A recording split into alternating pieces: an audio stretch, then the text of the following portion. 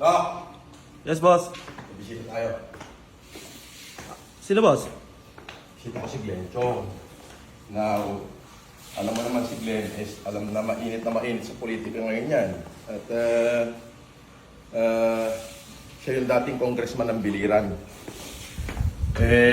Kaibigan ko yan. Kaya ang ano man yung problema nila sa politika ay wala akong kinalaman dyan. Ako'y nananatiling neutral at umaasa ako na magiging maayos ng lahat.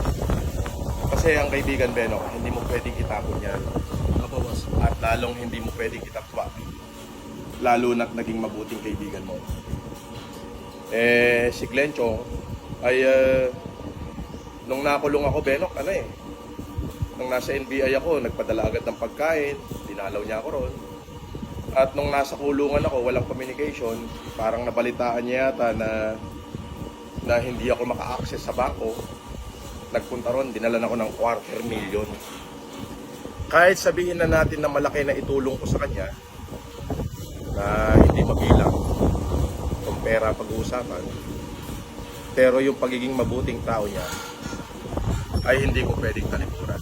At yes, hindi lang bata, kundi kaibigan ko siya at mabuting kaibigan sa akin. So, kung ano man yung kanilang hindi pagkakaintindihan sa ngayon, umaasa ako darating yung araw, maaayos siya. At magiging mabuti rin ang lahat. Yun lang. Kasama ko si Glenn ngayon, oh. Ayan, ha. Maraming bumabalatenga pero matatag. Anyway, thank you. Thank you.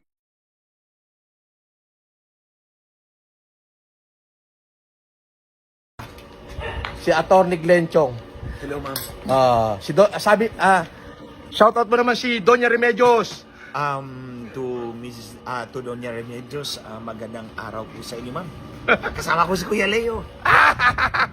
Yun na, mama. Bye-bye. Bye-bye na agad.